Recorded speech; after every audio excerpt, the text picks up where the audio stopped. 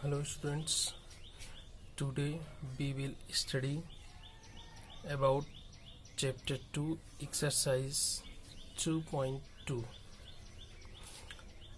So some points are to be remembered. That the first point is relation between zeros and coefficient of a polynomial. If we start discussing in case of linear polynomial, let px is equal to ax plus b. This is linear because highest power on variable is 1. Ax plus b, that is linear polynomial. So we put p of x is equal to 0, whole value is equal to 0, then x is equal to minus b upon a, or you can say x is equal to minus b क्या है constant term and a क्या है coefficient of x. So you can say x is equal to minus constant term upon coefficient of x. So this is for linear polynomial. And when we talk about quadratic polynomials means highest power on variable is 2. So let p of x is equal to ax square plus bx plus c. So it has two zeros because I have told you number of zeros is equal to the highest power of the variable in the polynomial. So here this will two zeros. So your formula will become here alpha plus beta. We have let two zeros. Alpha plus beta is equal to minus b upon a, means alpha plus beta are sum of zeros का sum, that is equal to b क्या है coefficient of x and a क्या है coefficient of x square. You can say that minus coefficient of x upon coefficient of x square. Sum of zeros equal to minus coefficient of x square. You can also learn it.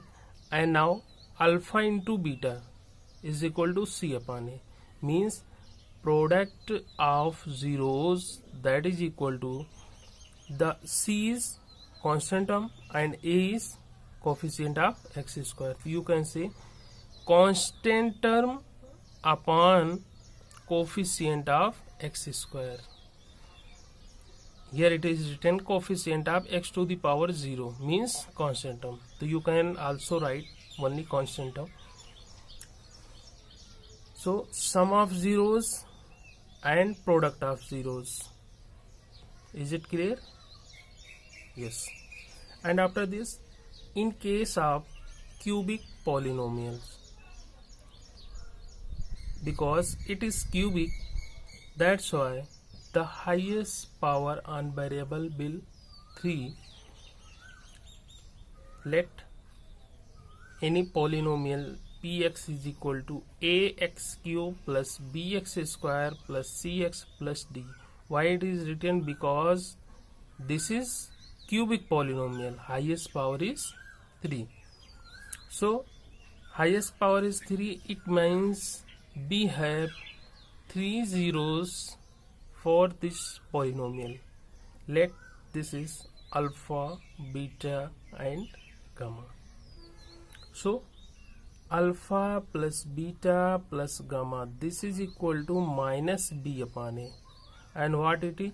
Sum of the zeros. You can write sum of the zeros equal to minus b क्या है coefficient of x square, you can say coefficient of x square, and a coefficient of x cube, you can write coefficient of x cube.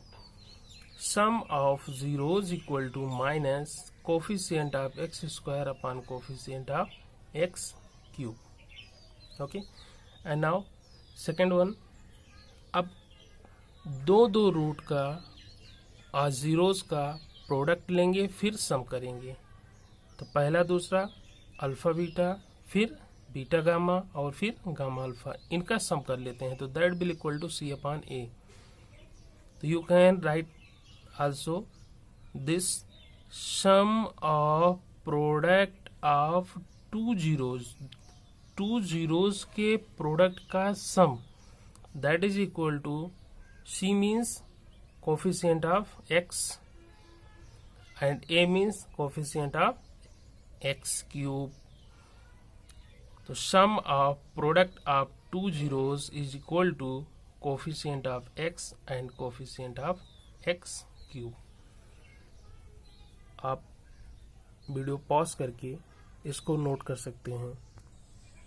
And when we talk about the product, it mean alpha into beta into gamma, that will be equal to minus d upon a. So actually d is a constant term and a is a coefficient of x cube. You can write product of zeros is equal to minus constant term upon coefficient of x cube. So you can see this when we talk about linear polynomial, we have only one relation, and when we have quadratic polynomial, we have two relations, and here it is cubic polynomial, that's why we have three relations. It is also clear the highest power of any polynomial's variable tell us the relation between the roots or zeros. Note it.